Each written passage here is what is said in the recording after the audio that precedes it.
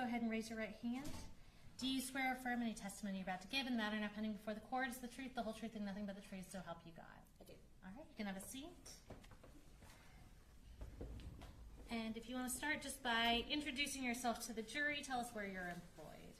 I'm employed with Georgia Bureau of Investigation. My name is Taylor Lawrence, and I'm a crime scene specialist, special agent. All right, and what GBI office are you out of? I'm out of Region 8, Cleveland. Okay.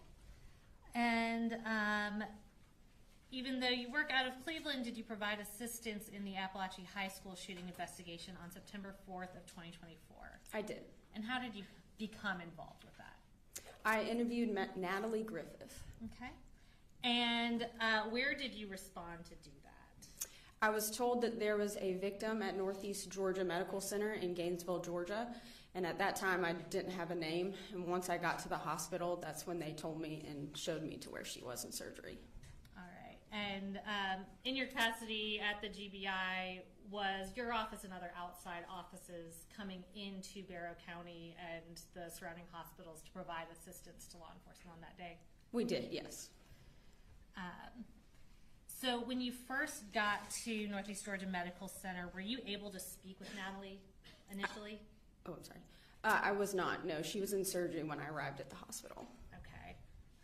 Did you speak with a nurse who was familiar with Natalie's treatment? I did, yes. And did that nurse also provide Natalie's clothing to you? She did. Okay. And what did you do with the clothing once you received that from the hospital employee? When I found the clothing, it was in a plastic bag that the nurses had put all her clothing in. And at that time, I went through the bag to see what clothing was in there and what items were in there. I then photographed a couple of them just to get an idea of what was in the bag. Okay. And was the clothing subsequently put into evidence? It was, yes. Okay. Even though Natalie was in surgery when you first arrived, were you later able to speak with her that day? I was, yes. And tell us about what her demeanor was like on September 4th. The interview on September 4th, she was very mad. She was very ready to go, kind of upbeat. She had a good attitude about healing, but she was mainly mad. She couldn't recall everything that happened, mainly because her back was to the door. But I just remember her being very upset. Okay. And on that day, did you also have an opportunity to photograph some of her, not the primary wound that was performed surgery on, but some of her other visible injuries? I was, yes. Okay. And before we go into the pictures that you took, did you speak with Natalie a second time on a subsequent day? I did, on Friday. Okay. So that'd be 2 days, I guess, after the shooting? Correct. And tell us about her demeanor that day when you saw her that second time. During the second interview, she was much more soft-spoken. I had to kind of ask her more in-depth questions to get her to talk about it. She seemed more traumatized, like it had set in what had actually happened to her. And her and I actually had a cry spell together as well. So. Okay. So it was an emotional time for everybody involved. Okay. Yes. I'm going to show you what's been marked as States Exhibits 80 through 92. And if you'll just flip through those and tell us if you're familiar with those photographs.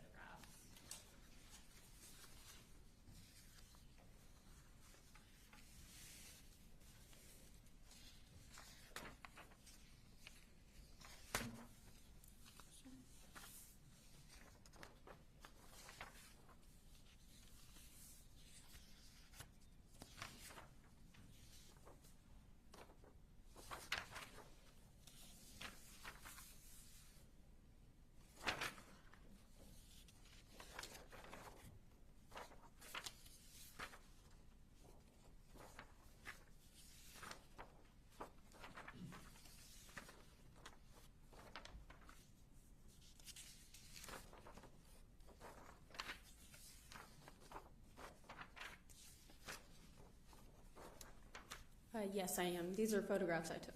Okay. And are those both of Natalie's person and her clothing? Yes. Okay. Are they fair and accurate depictions of the photographs you took that day? They are, yes. All right. And Judge, at this time, we tender States Exhibits 80 through 92, and we're going to publish those for the jury. Okay, good. All right, 80 through 92 are good. All right, we're going to pull these up on the screens. It should appear behind and in front of you, and we'll just talk through one by one. We're going to start with State's Exhibit 80. Will you tell us what that's a photograph of? This is a photograph of the injuries to her right hand. Okay, and by her you mean Natalie Griffith? Yes, sorry. Okay, you're fine. And we'll go on to 81.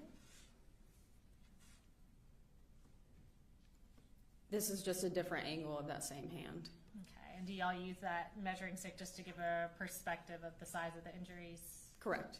Okay, going on to 82. This is a photograph of Natalie Griffith's chin. Okay, and these are all injuries sustained during the shooting? Correct. Okay, and 83. This is just a different angle of that same injury. Okay, 84.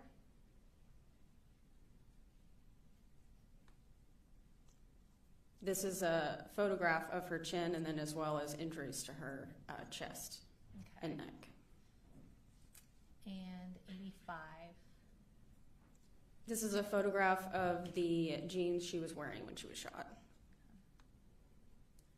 And 86. This is a photograph of the back of the jeans. Okay. And 87. This is a photograph of the t-shirt that Natalie was wearing when she was shot. Okay, and we see the damage done to the shirt. Is it your understanding that damage is from the shooting? I believe part of it is EMS.